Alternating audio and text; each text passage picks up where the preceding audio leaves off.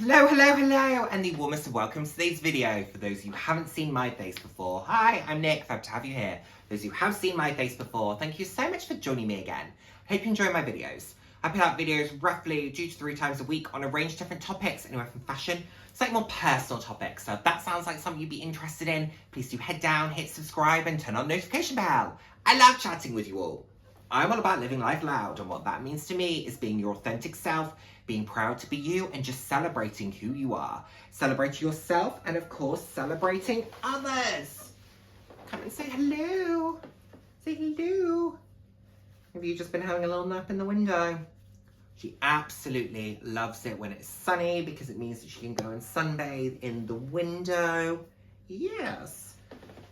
Now, do not worry, we take lots of precautions given the fact that she doesn't have fur, so I'm very clued up on all of that, as I get asked a lot about what do I do when it's sunny, what do I do if she sits in the window, can she go outside?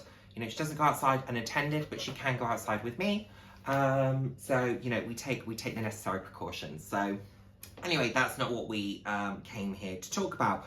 We came here to talk about brands in 2025 that I will be exploring in far, far greater depth from a purchasing perspective, okay? They're brands that maybe I've toyed with or that I've bought a piece or two from, but actually I would like to delve in that little bit deeper.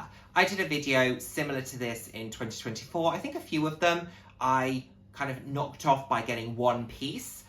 However, there were a couple, Roberto Cavalli being an example. I didn't buy anything from Roberto Cavalli. I have been toying with the idea. There's still a couple of pieces that I'm watching at the moment. Maybe in the seasonal sales, I might pick up a piece or two. There was something I meant to buy for my holiday that, in all honesty, I just forgot to hit checkout on, so I didn't end up buying it, but hey, money saved.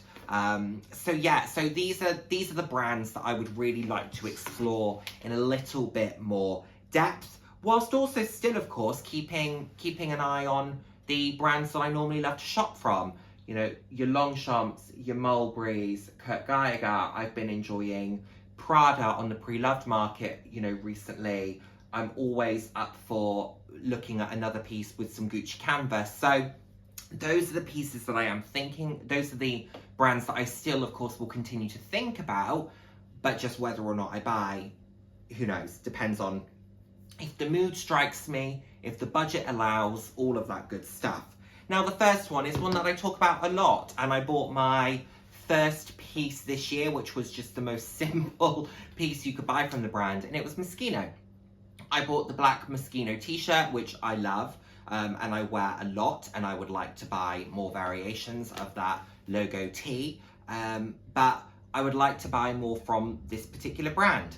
Now, the only caution I have with this is I haven't enjoyed the creative direction so much since Jeremy Scott left the brand, and the fact that I can't even tell you who the new creative director is says it all. I knew exactly who the creative director for Moschino was. I know who the creative directors are for the other brands that I love. This, I've lost a little bit. However, there are, of course, 1,001 beautiful Moschino pieces that land on the pre-love market. They don't hold their value particularly well. They're very niche, they're very eccentric in a lot of cases. So I think that there is only a specific clientele for them. I happen to probably be one of those individuals, and I have certainly over the years started to get much more daring with my fashion. I would say I have a very bold sense of style anyway, but even with that, I have become more emboldened year on year. So it feels like a brand that I can definitely lean into a little bit more, having that more emboldened sense of style. And at the moment, there are a couple of things that I'm thinking about. I would love a Moschino piece of sort of ready to wear, like a jacket, a blazer, something really striking and unique would be beautiful. I would love a Moschino bag. And I'm, of course, up for Moschino accessories, etc., some jewelry, whatever happens to hit the market. I would also really like, and this isn't Moschino per se, and it's actually Longchamp, but I would love to find a Longchamp by Jeremy Scott collaboration piece. He used to do a lot of limited editions for them. I think starting at around 2005, 2006, I think he started releasing limited edition pieces. Very hard to find, expensive when you do find them, but as a Longchamp lover, I think that would be a really great piece to own. So definitely need to think more about that. And whilst we're talking about brands that embolden, I would say Sophia Webster for shoes. And maybe the odd bag or two. There is the Duchess clutch, which has gone into the sale for $350, something like that, down from $550. It's like the Bottega style pouch clutch in this beautiful pink. I said I would buy it in silver. Don't know if the silver's gone in the sale. I should check that out. Anyway, shoes. Shoes. Beautiful, beautiful shoes. Absolutely stunning. I have the Jessica watermelon pumps. I've spoken about them. I love them. I would also love to have a pair of the winged heels. That's what she's known for. They are absolutely gorgeous. Possibly a boot would be really nice, but if not, I would definitely take a pump. I love the sandals. There's just no way I'm getting my feet fully out like that. They also come in sensible heel heights. They tend to come in a 100mm heel, which is just that bit more walkable than a 120. I wear a 120 a lot. However, it is a bit more walkable, a bit more livable if you have an 100mm. The 85, I would say, is the optimal heel for being able to do everything, but I only own one pair of 85mm heels and I don't plan on owning any more. So an 100mm, it with something with the wings. However, she did also just release a new pair, which I believe, is it called the Enchantress? I'll insert footage of them here. They're stunning. The heel is gorgeous. Absolutely gorgeous. So definitely interested in those as well. I'm not quite sure how to help you with that. Give me the money and I'll buy them. That's how they can. That's how Alexa can help. Give me the money. Anyway, yes. So Sophia Webster is definitely on my list. And whilst we're talking shoes, but also a little crossover into bags, Christian Louboutin. I have my pair of Socates. I've had them for over a year now. Are they particularly wearable? Not really. Are they gorgeous? Yes. However, I would like an 100mm pair, possibly an Ariza would be a great heel for me, I would say. I would love a pair of trainers. I'm thinking white trainers or something along those lines. I'm also open to buying pre-loved from Christian Louboutin. So Sophia Webster I would buy directly from the brand. Christian Louboutin I'm open to either. A pair of trainers. I would also really love a Paloma tote from Christian Louboutin. They are beautiful. Whether I would go for one in black with the leopard print or if I would go for one on the pre-loved market that's in a colour, who knows? There's lots of really beautiful versions. I like them a lot as a bag. It would fit in a similar size to my Prada. It would sit in a similar size to the Gucci tote. It's a little bit smaller than a Bayswater, so that almost mid-size bag that I've now started to carry a little bit more, it would fit in there. Who knows?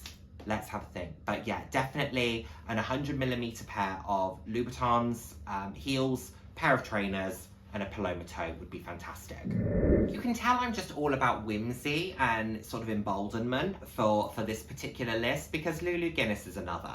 And there's a particular piece from Lulu Guinness, and I think it is a piece of Lulu Guinness luggage. I would also love a Lulu Guinness lips clutch, but let's talk about the luggage first. So I've had the same trip suitcase for nearly a decade. It's done really well. It's traveled all over the world with me. Very grateful for its service. I also have the cabin size, which I love, but it's time for that. It's time for that particular suitcase to go.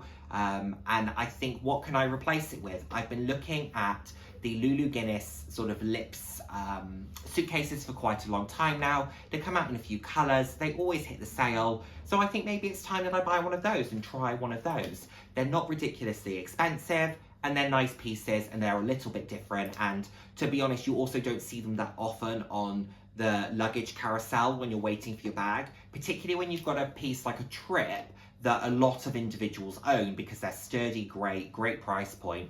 You can sometimes find yourself scrabbling of, is that my bag? What does the tag say? Am I going off with someone else's luggage? Let's remove all that stress. Let's get a Lulu Guinness one. Let's get a nice little tag to go with it. And then we will know that that is Nick Snell's suitcase.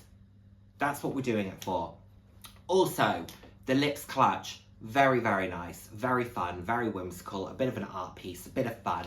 And a colleague of mine actually very kindly brought one in a couple of weeks ago to show me, just so that I could see if my phone would fit, if would it work for me ultimately before I went ahead and bought one. So I tested it. Yes, the essentials would fit in there for me. So hey, I think it's probably about time that I picked one of those up. The price point's really good, and it can also be a little bit of an art piece around the flat when I'm not using it as a bag. As I try to make a lot of my pieces, I try to integrate them into the look and feel of my home.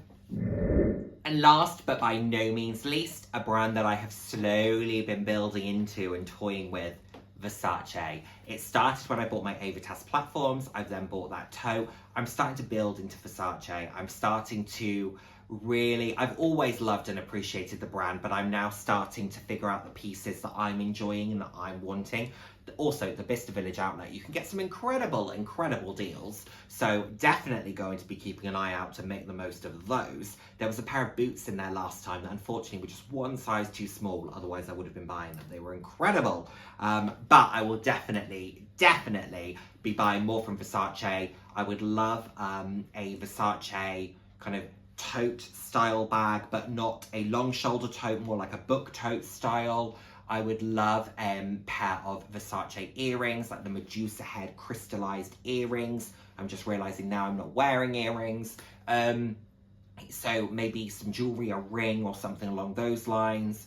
Plus, hey, if I can get it for the right price, I'm always open to some of their ready to wear, more shoes. I'm very open when it comes to Versace. It's a brand that I am very happy to be exploring in a little bit more depth.